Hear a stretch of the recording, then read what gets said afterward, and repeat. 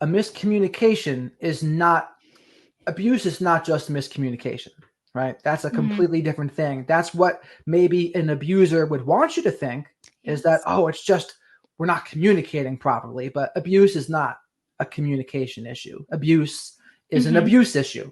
And that's a Exactly. completely different ballgame. And that's why couples counseling with them would rarely work, because it's not communication. It's abuse is the problem. Yeah, that'll launch me into a whole nother subject. Go on, The go on. couples counseling and therapists, it's something that I never recommend, and I know people largely agree with that.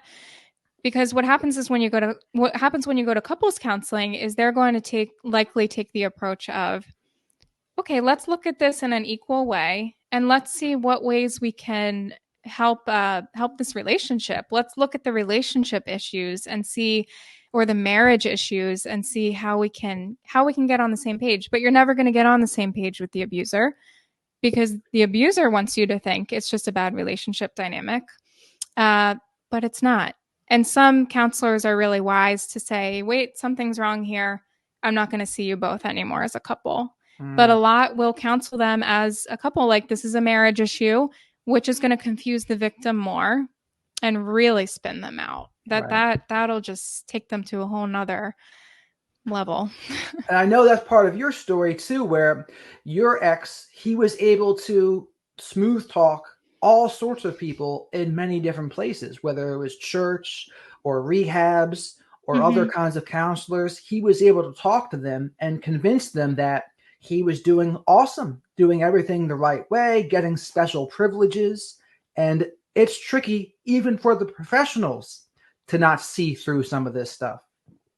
It is. It is. And I think one thing with that is abusers, they sometimes have the ability to check all the boxes. So if you say to them, "Okay, we're going to separate for so many months, and we're going to see how it goes during that separation."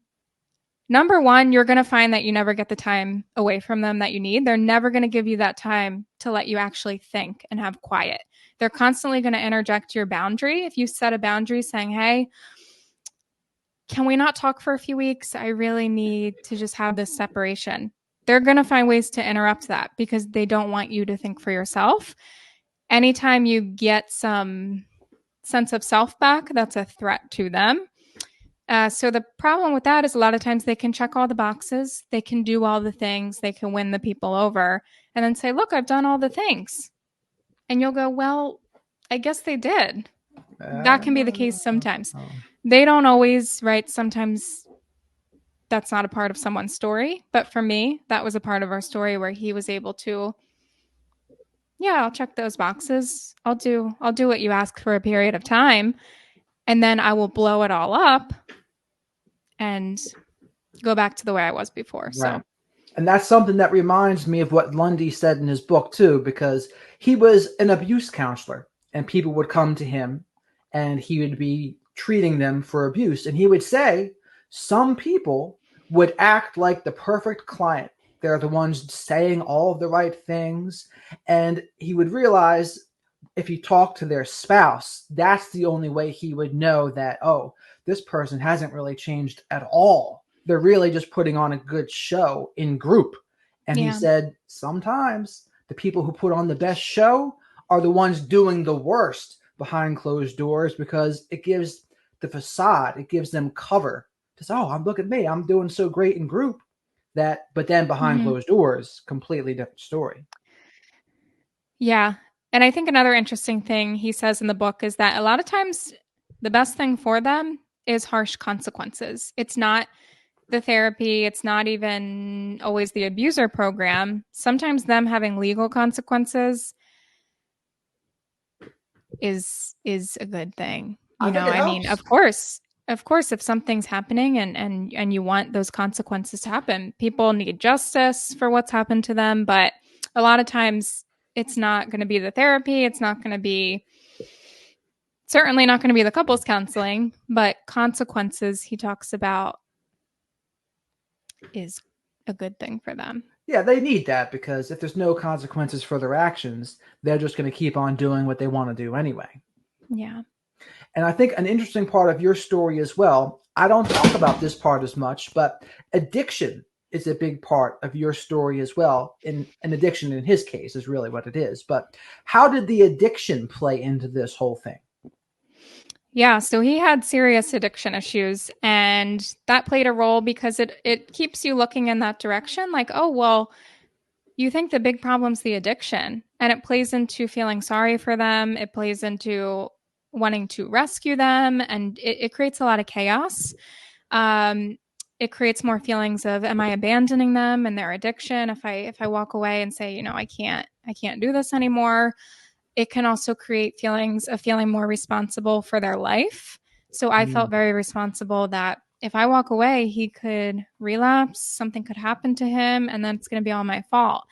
Um, Not only that, but a lot of times abusers will say things along the lines of, if you leave me, I will do this, right? If you mm, leave me, something's going to happen. And so that's very scary to a victim. And, um, it just, then the addiction adds an extra layer of, will they be safe if I leave? That adds like a new layer of, possibility and possibility for danger. So, and that's a big one there too. Them outsourcing their recovery to somebody else, and they're putting the responsibility on someone else for their own recovery. And it's why I like to say, if you ever hear someone blame others for their own issues, that is someone that's not ready to change.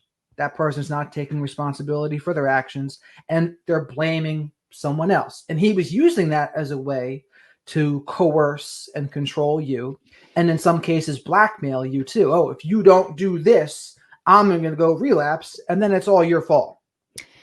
yeah, it was interesting. It was a lot of him passively creating that environment. So, not blatantly saying, if you leave me, I will go do that. It was a lot of him naturally going to do that every time we had a problem, and then creating that atmosphere that he was always on the brink of doing something crazy, Mm, or going to relapse is what I mean. And so okay. one time it was like really bad, and we called the police, and we think he's in trouble. And it just, you don't know where it begins and ends, because you think, well, he is in his addiction, but you kind of feel like they did it to punish you in a way, and it gets really tied up together for Right. sure. And I So, think that's important to note, that they don't say it outright a lot of times. They not make always. a lot of implications and subtle, Yeah. covert manipulation. Hmm. Yeah, that's the best way of putting it, is subtle remarks that point you in the thinking direction of, oh, that is what he's about to go do. And so it's really scary.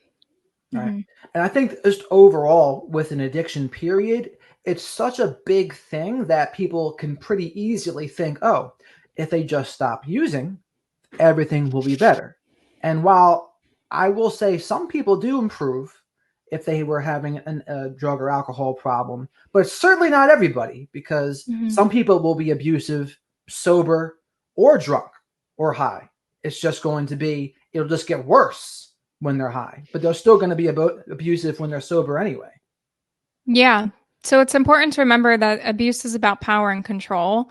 So it's that control that's going on. And the drink, or whatever they're using, uh, will often bring out maybe the worst parts of those incidents, Right. but it's not necessarily what's driving it. So a victim is constantly thinking in their mind, where does this begin and where does this end? The details really matter to them. They want to know, why are they doing this? Because if they have no control over it, then are they really abusive? They're trying to figure out, do they know what they're doing?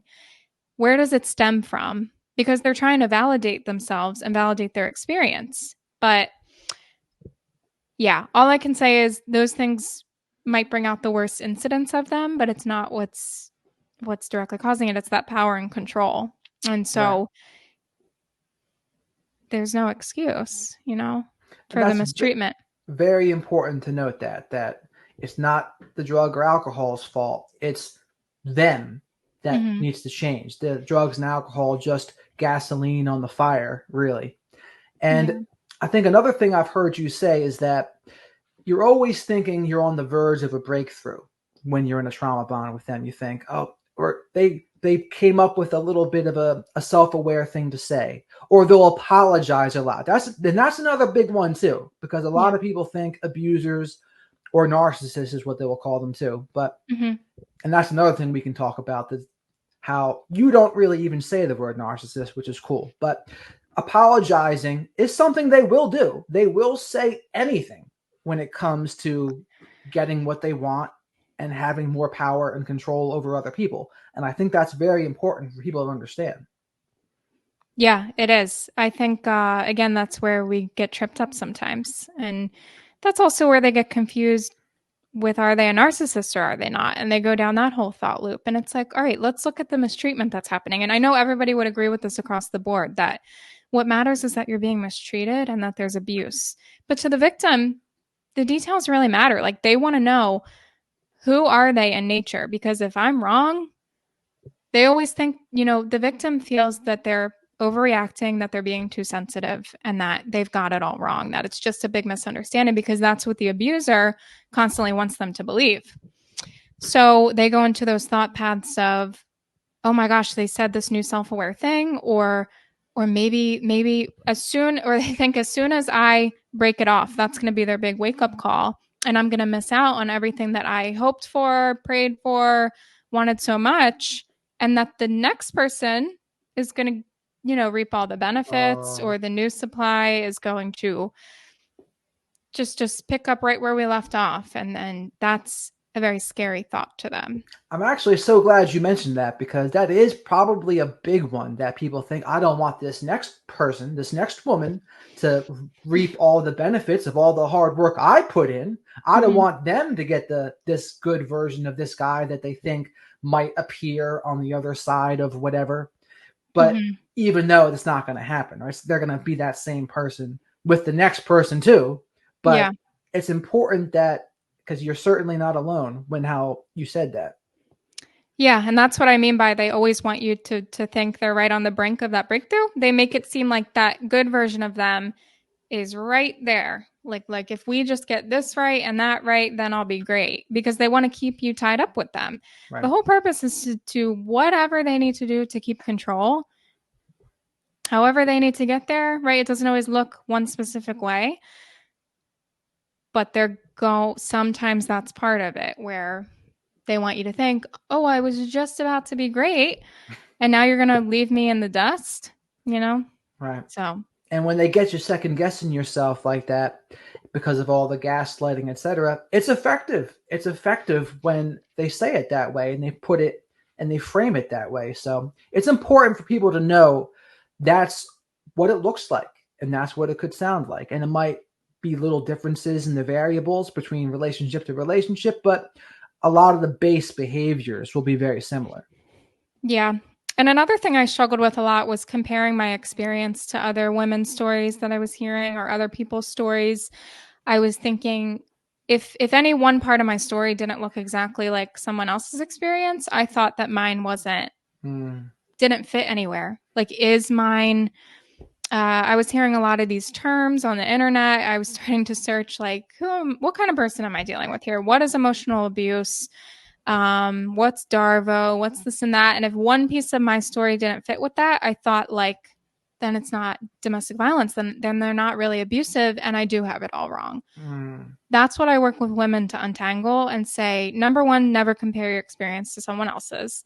But number two, we really get stuck in that. We really do. You always think that it's not bad enough. And some people have reached the point where they're dying to get out. Maybe they're not leaving for a financial reason or because of other reasons, but a lot of us are in that place of, yeah, but it's not bad enough compared to this or that. And Hmm. I never personally reached the point where I felt like it's bad enough, I'm going to easily walk away now. I had to walk away when I was still questioning, like, I was still questioning, even after the police were called, even after the worst of the worst incidents. I still felt like, am I validated or am I not? Right.